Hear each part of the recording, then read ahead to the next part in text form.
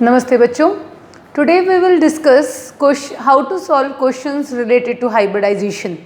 For example, question is discuss the structure of ammonia, water, PCl5 and SF6 according to hybridization.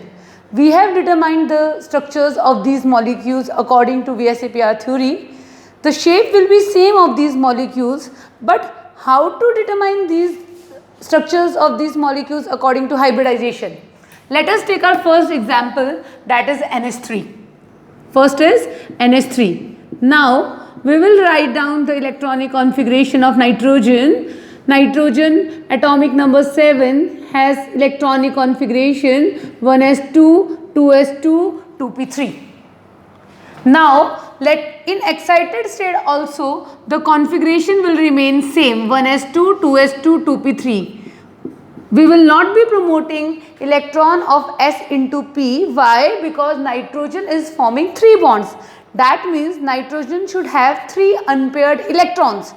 अभी इसके पास 2p में 3 unpaired electrons present है, इसीलिए जो ground state configuration होगी और जो एक्साइटेड स्टेट कॉन्फ़िगरेशन होगी बच्चों, वो अमोनिया के केस में क्या रहेगी? सेम रहेगी. Now let us draw the orbital diagram of valence shell configuration. 2s में 2 electrons are present and in 2p 3 electrons are present. We can also apply the formula to calculate the hybridization of NH3. Formula is number of hybrid orbital x is equal to half of valence shell electron 5 plus monovalent atom 3 minus 0 8. 8 divided by 2 4. Since x is the number of hybrid orbitals. Since number of hybrid orbitals are 4, that means hybridization of NH3 will be sp3. तो इससे हमें क्या पता चल गया कि NH3 की hybridisation क्या आएगी बच्चों? 4 हाइब्रिड ऑर्बिटल्स का मतलब है sum of hybrid orbital should be equal to 4. S में 1 है, P में 3 है, टोटल 4 हो गया, इसीलिए NH3 की हाइब्रिडाइजेशन होगी sp3.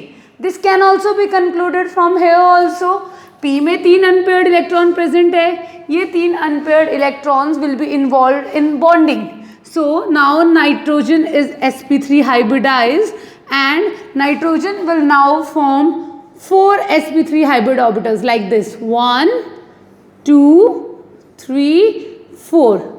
These 4 hybrid orbitals are having one orbital is containing 2 electrons while 3 orbitals are containing single electron like this. ये 4 हाइब्रिड ऑर्बिटल्स बन गए. अब क्या करेगा? हाइड्रोजन आएगा और इन हाइब्रिड ऑर्बिटल्स के साथ ओवरलैपिंग करेगा. हाइड्रोजन का जो इलेक्ट्रॉन है वो s ऑर्बिटल में प्रेजेंट है, इसीलिए हम लोग क्या करेंगे? एक स्फीयर बनाएंगे और इस तरीके से इलेक्ट्रॉन्स की पेयरिंग करवा देंगे.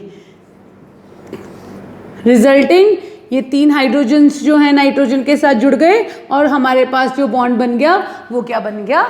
सिग्मा बॉन्ड बन गया. ये जो मैंने स्ट्रक्चर बनाया है बच्चों, this is equivalent to this in VSEPR. This is 3 and when 4 from 4 bonds, if one is lone pair, the shape is called pyramidal. So according to hybridization, you have to show the complete discussion of shape of molecule of NH3 like this. Let us take one more example, that is of water. Now in water central atom is oxygen. So again we will write down the electronic configuration of oxygen, that is having atomic number 8. Oxygen atomic number 8 configuration होगी 1s2, 2s2, 2p4. अभी इसके पास 2 unpaired electron है, इसीलिए excited state में configuration भी same रहेगी. This is ground state configuration. Excited state में क्या होगी? Again 1s2, 2s2, 2p4 same. Again we will be drawing the orbital diagram of valence shell configuration. 2s and 2p contains 3 orbital. We have to place 4 electrons here like this. अभी ये 2 unpaired electrons हैं, ये 2 unpaired electrons hydrogen के साथ use होंगे bonding में. Now again the hybridization is sp3. Now oxygen will form 4 sp3 hybrid orbitals like this. 2 orbitals will contain 2 electrons each, while 2 orbitals will be having unpaired electron. These unpaired electrons will undergo overlapping with hydrogen, resulting in formation of sigma bond. So बच्चों, this structure is equivalent to, ये एक lone pair है, ये दूसरा lone pair है. Lone pair पे हम लोग हाथ रखेंगे बच्चों. अगर ध्यान से देखोगे तो ये शेप क्या है? शेप इज बेंड और वी शेप. और हाइब्रिडाइजेशन क्या है वाटर मॉलिक्यूल में? sp3. फॉर्मूले से भी निकाल सकते हैं. x is equal to half of V plus H minus C plus A. This was the formula. Let us calculate half of valence shell electrons जो होंगे, that is 6 plus monovalent atoms हैं 2, rest is 0, so it's 4. Therefore hybridization, number of hybrid orbitals are 4. So from formula also hybridization of water is sp3. Let us solve next question, that is PCl5. In PCl5, phosphorus is the central atom and it belongs to nitrogen family. That means it is also having 5 electrons in its valence shell. Now phosphorus की electronic configuration क्या होगी? Neon 10 3s2 3p3 and आगे 3d जो होगा बच्चों वो 0 होगा. 3d सब शेल भी प्रेजेंट है और उसमें एक भी इलेक्ट्रॉन नहीं होगा. कितने क्लोरीन जुड़ रहे हैं बच्चों? 5 क्लोरीन जुड़ रहे हैं. इसका मतलब है इसके पास 5 अनपेयर्ड इलेक्ट्रॉन्स होने चाहिए. लेकिन 3p3 है, इसके पास अनपेयर्ड इलेक्ट्रॉन्स कितने प्रेजेंट है? 3. तो हमें क्या करना पड़ेगा? ये s का इलेक्ट्रॉन हम लोग 3d में भेजेंगे. इससे क्या हो जाएगा? टोटल 5 अनपेयर्ड इलेक्ट्रॉन्स हो जाएंगे. सो इन एक्साइटेड स्टेट हम लोग क्या कर रहे हैं? 3s का इलेक्ट्रॉन 3p में भेजेंगे तो कॉन्फ़िगरेशन हो जाएगी neon 10 3s1 3p3 and 3d1. Let us draw the orbital diagram. 3s में 1 है, 3p में 3 है और d में 5 ऑर्बिटल्स होते हैं और एक इलेक्ट्रॉन है. This is 3s, this is 3p and 3d. अब बच्चों कौन कौन से ऑर्बिटल्स बॉन्डिंग में पार्ट ले रहे हैं? एक s का ले रहा है, p के 3 ऑर्बिटल्स लेंगे एंड d का एक ऑर्बिटल बॉन्डिंग में पार्ट लेगा. 5 ऑर्बिटल्स जब बॉन्डिंग में पार्ट लेते हैं तो शेप होती है trigonal bipyramidal like this.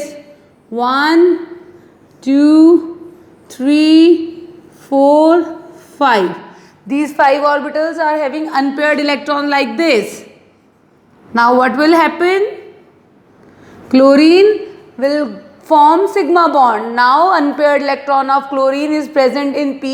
So this time I will not be drawing sphere but I will be drawing dumbbell shape because chlorine का जो है P orbital bonding में part ले रहा है, इसीलिए मुझे शेप ये ड्रॉ करनी पड़ेगी इस तरीके से. इलेक्ट्रॉन्स की पेयरिंग करवाएंगे. ये जो मैंने डम्बल शेप बनाई है this is representing chlorine. 5 chlorines forming sigma bond. तो ये जो हमारी शेप है this is equivalent to this shape 1 2 3 4 5 and this shape is trigonal bipyramidal. So shape of PCl5 will be trigonal by pyramidal with sp3 dehybridization. काम सारा VSEPR की तरह ही है, बस हम लोगों को थोड़े ऑर्बिटल्स दिखाने पड़ते हैं हाइब्रिडाइजेशन में. शेप जो होगी सेम रहेगी. Last example is SF6. Now sulphur is the member of oxygen family. So sulphur की जो कॉन्फ़िगरेशन रहेगी that is neon 10 3s2 3p4 और 3d में क्या होगा? 0. अभी हम लोगों को 6 अनपेयर्ड इलेक्ट्रॉन्स चाहिए. तो बच्चों हम लोग s का इलेक्ट्रॉन भी d में भेजेंगे तो 5 ही होंगे और p का पेयर्ड इलेक्ट्रॉन भी d में भेजेंगे. सारे इलेक्ट्रॉन्स को हम लोग क्या कर देंगे? अनपेयर्ड कर देंगे. तो एक्साइटेड स्टेट में बच्चों कॉन्फ़िगरेशन हो जाएगी नियॉन 10 3s का भेज दिया तो 3s1 रह जाएगा, p का भी भेजेंगे और यहाँ हो जाएगा 3d2. Let us draw the orbital diagram. Here will be 3d2. This time one has 3p and 2d. So the hybridization will be sp3d2. 6 orbitals will be formed of sulfur in the similar manner. We know that for 6 the shape is octahedral like this. Let's draw the orbitals.